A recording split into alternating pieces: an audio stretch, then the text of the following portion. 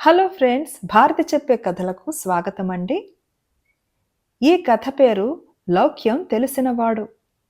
ధర్మపురి రాజ్యంలోని ఒక గ్రామంలో వరహాలు అనే ఒక వైశ్య కుమారుడు వ్యాపారం చేసి జీవితం గడపాలని నిశ్చయించుకున్నాడు.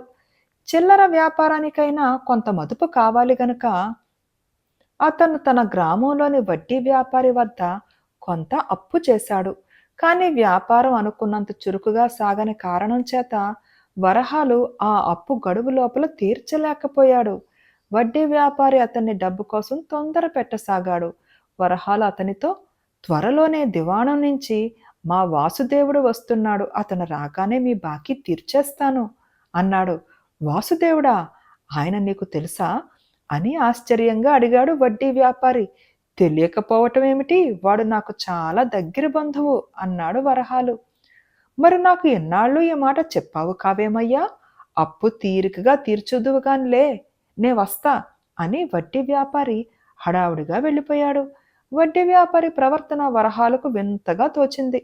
అయితే దానికి అర్థం ఏమిటో మర్నాడే తెలిసిపోయింది. మర్నాడు వడ్డీ వ్యాపారి ఒక కుర్రవాణ్ణి వెంటపట్టుకుని వచ్చి, ఇదిగో వీడు నా బావమరిది, మీ వాసుదేవుడికి చెప్పి వీడికి దివాణంలో ఏదైనా పని ఇప్పించు, ఈ పని చేశావంటే నీ బాకీ చెల్లివేసేస్తాను అన్నాడు. వడ్డీ వ్యాపారి పొరబడ్డాడు. వరహాలు బంధువు వాసుదేవుడు అనేవాడు దివాణంలో ఏదో చిన్న పని చేస్తున్నాడు, కానీ అదే పేరు గల ఉన్నతాధికారి దివాణంలో ఒకడు ఉన్నాడు. ఆ ఉన్నతాధికారే వరహాలకు బంధువు అనుకున్నాడు వడ్డీ వ్యాపారి. వరహాలు బంధువుకు ఉద్యోగాలు ఇప్పించే తాహతు లేదు. వడ్డీ వ్యాపారి పొరబడ్డాడని తెలియగానే వరహాలు బుర్రలో ఒక ఆలోచన మెరిసింది. ఇతని పొరపాటును నిజం చేస్తే తన బాకీ రద్దు కావటమే కాక ఊళ్ళో తన పరపతి పెరుగుతుంది. సరే, ప్రయత్నిస్తాను, రేపు కనిపించండి అని వరహాలు వడ్డీ వ్యాపారిని పంపేసి ఆ రోజే దివాణానికి వెళ్ళి తన బంధువైన వాసుదేవుణ్ణి కలుసుకొని దివాణంలో పనిచేసే పెద్ద పెద్ద ఉద్యోగులందరి పేర్లు, హోదాలు, వాళ్ళ జీవితాల తాలూకు వివరాలు ఒక పుస్తకంలో రాసుకున్నాడు.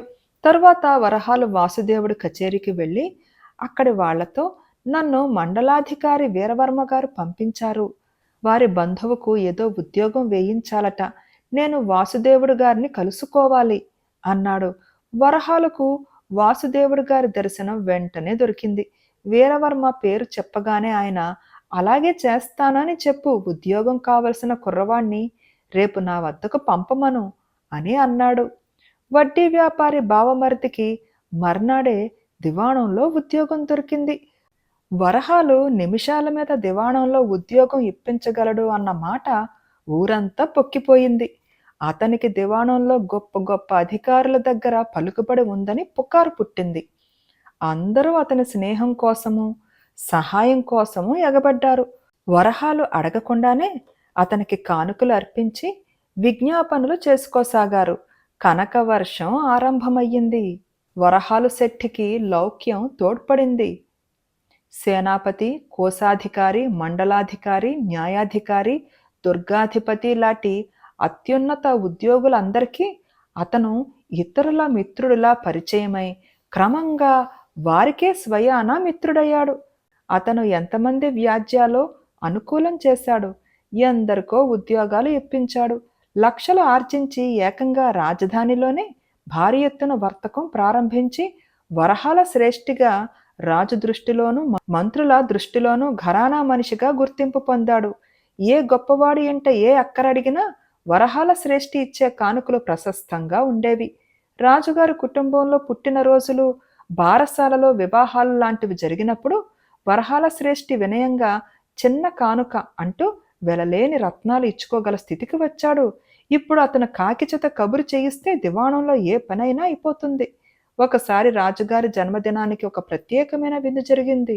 అందులో చాలా ఉన్నత పదవులలో ఉన్నవారు మాత్రమే పాల్గొన్నారు. ఆ సందర్భంలో ఒకరొకరే తాము ఎలా పైకి వచ్చినది దాపరికం లేకుండా చెప్పసాగారు. వారిలో వరహాల శ్రేష్ఠి కూడా ఉన్నాడు.